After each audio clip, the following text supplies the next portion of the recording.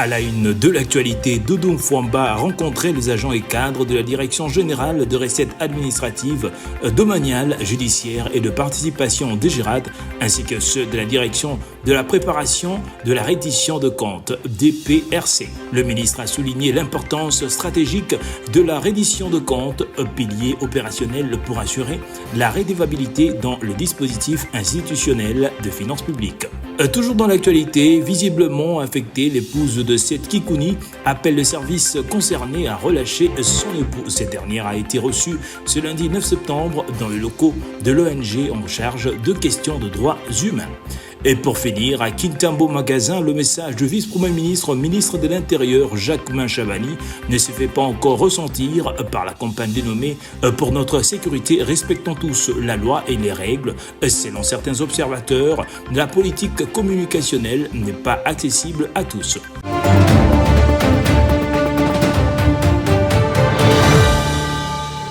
Le président de la République a tenu lundi une réunion de conseil de ministres extraordinaire avec comme point à l'ordre du jour le dossier de la tentative d'évasion à la prison centrale de Makala ayant conduit à la mort de plus de 129 personnes. Selon le porte-parole du gouvernement, le chef de l'État Félix Tshisekedi a demandé au VPM de l'Intérieur et au ministre de la Justice de lui soumettre en déant une semaine les conclusions de l'enquête en cours. Le président de la République n'exclut pas l'hypothèse d'une main noire tendant à saper les efforts du gouvernement. Sur ce, il a promis des sanctions sévères aux auteurs de cette tentative d'évasion. Par ailleurs, Félix Tshisekedi a appelé à la création d'un service national du renseignement pénitentiaire qui devrait être capable d'anticiper et de prévenir de telles tragédies.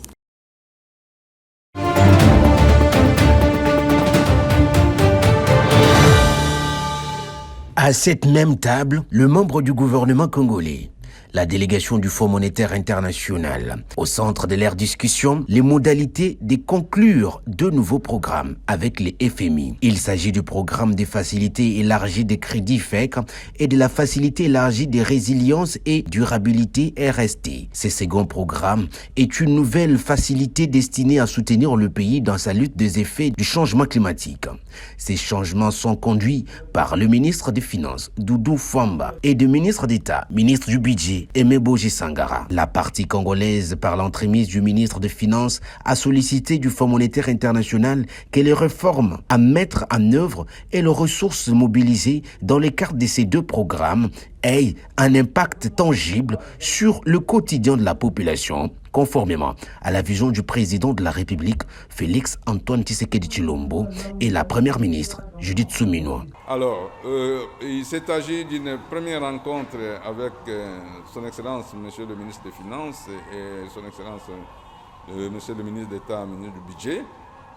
Et au cours de cette réunion, leurs Excellences ont donné des orientations claires par rapport à leurs attentes pour ces programmes qui seront négociés. Il s'agit d'abord, en premier lieu, de tout faire pour que les réformes et les ressources qui seront mobilisées ou implémentées à travers ces programmes puissent avoir un effet sur le vécu quotidien de nos populations. En entamant ces négociations, le gouvernement vise également à renforcer la stabilité de la monnaie nationale, qui montre des signes de robustesse sur le marché depuis l'arrivée du gouvernement souminois, grâce aux stratégies mises en place par le ministre des Finances, Doudou Mfwamba. Eh bien, les autorités ont demandé plus de flexibilité au niveau du FMI pour que, en cas de besoin, en cas de choc, ces réserves puissent également contribuer à lutter contre la détérioration du franc congolais. Troisième orientation que les autorités ont donnée, c'est un peu plus de flexibilité en matière d'endettement. Le pays a énormément de besoins et énormément de défis. Et donc, les besoins en financement, surtout pour les infrastructures, sont énormes. Il convient de signaler que la partie congolaise a également sollicité une facilité de soutien rapide pour faire face à la pandémie de Mpox. Ces demandes ont été favorablement accueillies par les représentants du Fonds monétaire international. Une nouvelle rencontre est prévue ce mardi afin de poursuivre les discussions.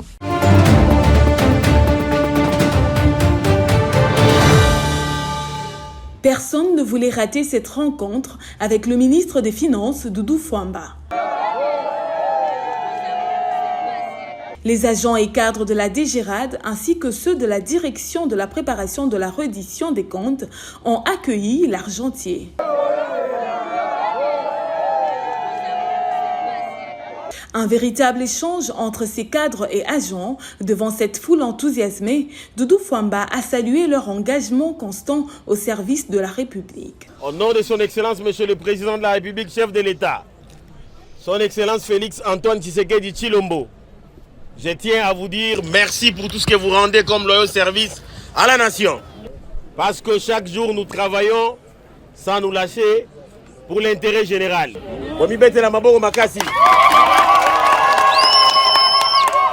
Le ministre Fwamba, qui s'est personnellement rendu au bureau abritant l'administration des finances, a rassuré les cadres et agents de la DGRAD sur la situation préoccupante qui y prévaut. Je suis venu avec un message de réconfort pour les amis de la reddition des comptes. Mes sincères félicitations pour la production de l'avant-projet de loi de reddition des comptes. Merci.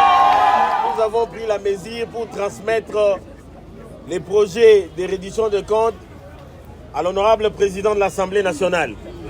Après la validation du Conseil des ministres, il y a de cela plus de 10 jours. Super. Vous avez travaillé jour et nuit pour faire la restitution de ce qu'a été la gestion budgétaire de l'exercice 2023. Amen. Pour cette raison, et conformément aux lois et règlements de la République, je venais d'instruire au directeur chef de service pour que ceux qui ont travaillé jour et nuit soient rétribués conformément à la circulaire. Enfin, le ministre a annoncé qu'une restructuration est en cours avec la promesse d'une mise en place basée exclusivement sur la compétence. Cette réorganisation a pour objectif de rétablir l'ordre et d'assurer que l'intérêt général de l'État prime sur toute autre considération.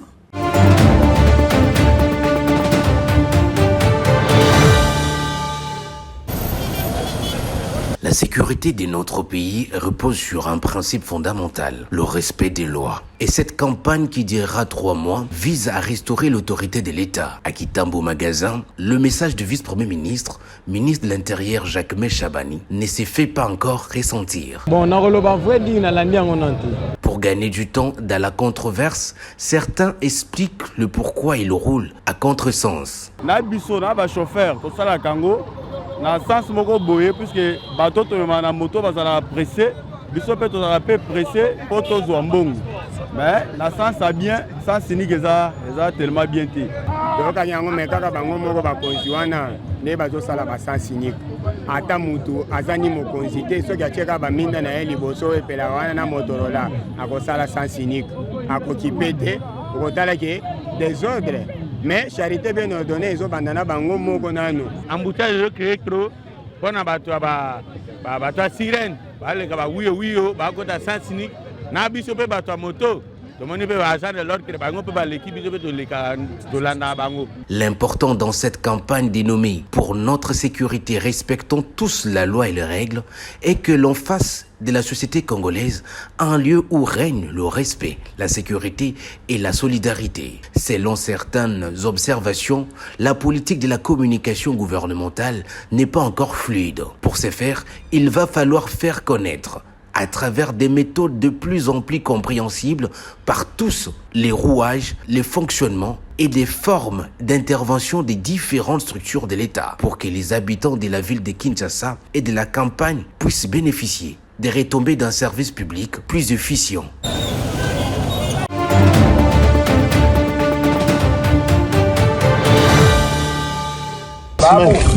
Il est là depuis 3 semaines. Une vidéo circule sur la toile depuis quelques heures, mettant faussement en cause l'équipe de l'inspection générale de finances en mission à Goma, dans la province du Nord Kivu.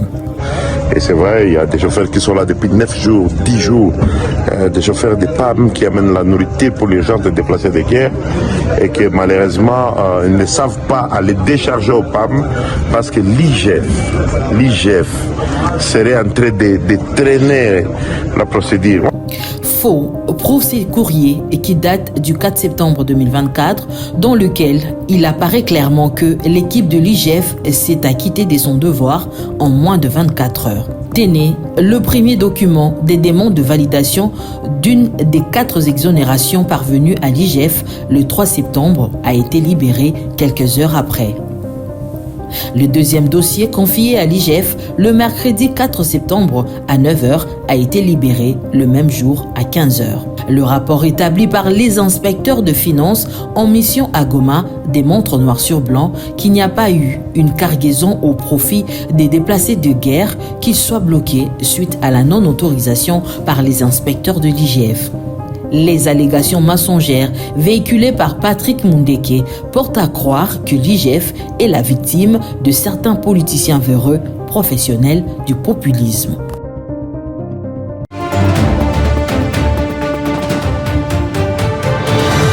L'épouse de l'opposant Seth Kikouni sollicite l'appui de l'ONG La Voix de Sans Voix pour obtenir la libération de son mari arrêté depuis lundi 2 septembre. Elle s'est exprimée avec émotion sur l'état de santé alarmant de son mari détenu par le service de sécurité depuis plus de 8 jours. Nous sommes vraiment en détresse étant donné que ça fait maintenant 8 jours.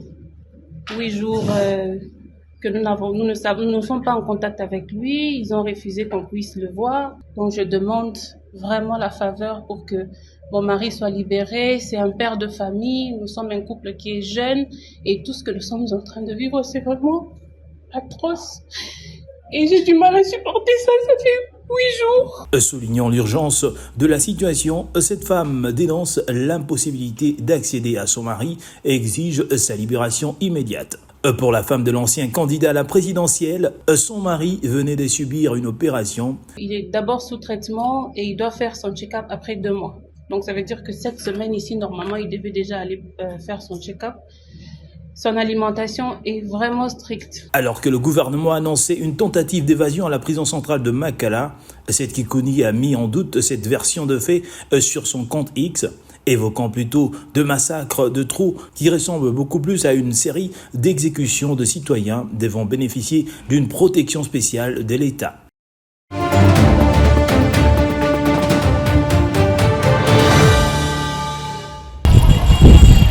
Longtemps abandonnée à son triste sort, l'avenue de la Libération, ex-24 novembre, est en train d'être réhabilitée dans son tronçon allant de la place Kimbondo jusqu'à Bambo-les-Petits-Ponts. Les autorités ont enfin pensé à cette route qui relie plusieurs communes de Kinshasa.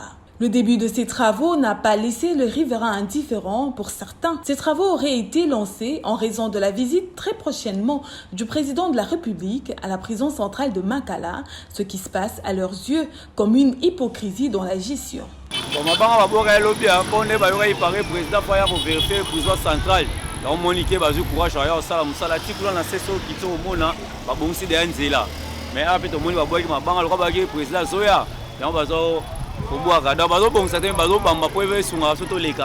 Pour d'autres, les matériels souvent utilisés pour la réparation de cette route sont de mauvaise qualité, ce qui impacte sur la résistance de la route.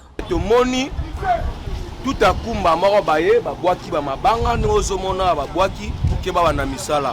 mais ko boka mabanga oui to sepeli mais basala musala ya malamu o ezaki no ekozala eumela.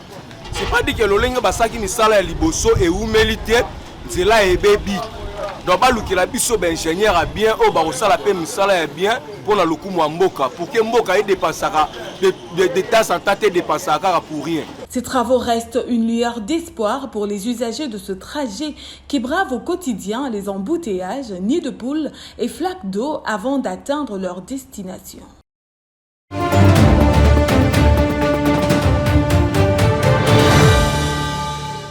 Après la victoire célébrée à la danse de gloire des Fimbu Chicotte face à la Guinée en début de week-end dernier au Stade de Martyrs,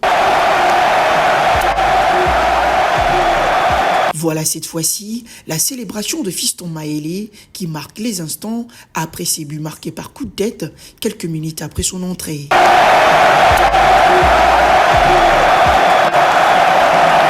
Les Léopards de la RDC empochent une fois de plus la victoire par 2-0 face au Walia d'Éthiopie. La voie pour la CAN 2025 reste très assurée pour la RDC avec 6 points en poche et premier dans son groupe H. Une victoire très bien accueillie par le Congolais, d'où ses encouragements à l'endroit de nos nationaux.